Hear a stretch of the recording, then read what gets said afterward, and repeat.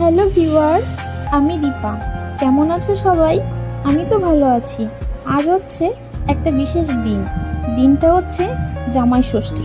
জামাই ষষ্ঠীতে তো মাকে একটা গিফট দিতে হয়, তার জন্যই চলে আসলাম বাজারে। তো প্রত্যেকটা বছর তো শাড়ি দেওয়াই হয়, এবার ঠিক করেছি মাকে একটা অন্য জিনিস দেব। মায়ের যেটা এখন প্রয়োজন তেমনই একটা জিনিস। তো আমরা এসেছি কালকে, এসে দেখছি মায়ের খুব প্রয়োজন একটা ফ্যান। তো ফ্যানটাই কিনতে যাচ্ছি আমি আর বড়মশাই। তো দেখো নাইটি পরেই চলে এসেছি বাজারে, কারণ এই গরমের মধ্যে আর ইচ্ছা হলো না ড্রেস চেঞ্জ করতে। তারপরেও ছোট্ট মেয়ে, ওকে লুকিয়ে রেখে আমরা চলে এসেছি। এছাড়াও আগে 2-3 বার নাইটি পরেই এসেছি। আর যেহেতু বাজারটা আমাদের বাড়ির খুবই কাছে, তাই কোনো কিছুই হয়নি। তো বলতে বলতে প্রথমে একটা দোকানে গেলাম, তো সেখানে কিছু ফ্যান দেখলাম, পছন্দ হয়নি। তো চলে যাচ্ছি আরও একটা দোকানে।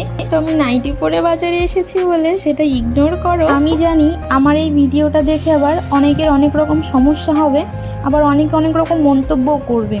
তাতে আমার কোনো কিছু যায় আসে না, আমি সেগুলো নিয়ে ভাবিও না। কারণ আমি মনে করি যে মা বাবা আমাকে বিয়ে দিয়ে দিয়েছে বলেই সব কিছু শেষ হয়ে গেছে।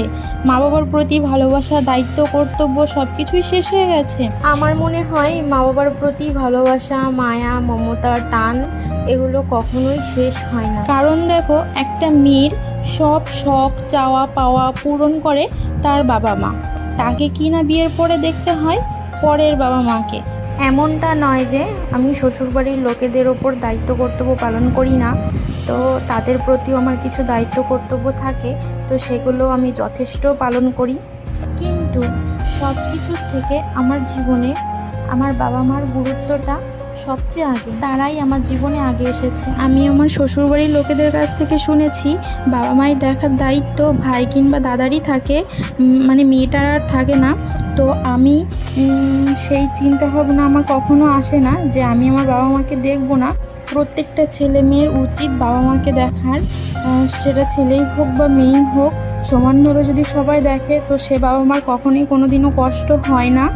আমার এই ভিডিও দেখে কোনো মন্তব্য না করে তোমরাও তোমার বাবা মার জন্য নিজের সামর্থ্য মতন কিছু করো, দেখবে ভালো লাগবে। তো যাই হোক, তো দেখো বলতে বলতে আমরা এই দোকান থেকে ফ্যানটা নিয়েছি। আর এই যে আমার বড়মশাই, সব কিছু সম্ভব আমার এই কর্তামশাইয়ের জন্য। তো তিনি আমার সব কিছুতে সাপোর্ট করে, আমার পাশে থাকে, আমার সব ইচ্ছা আর সিদ্ধান্তকে গুরুত্ব দেয়। তো যাই হোক, দেখো ফ্যানটা আমরা নিয়েছি, কেমন হয়েছে তোমরা বলো। আর আমার কথাগুলো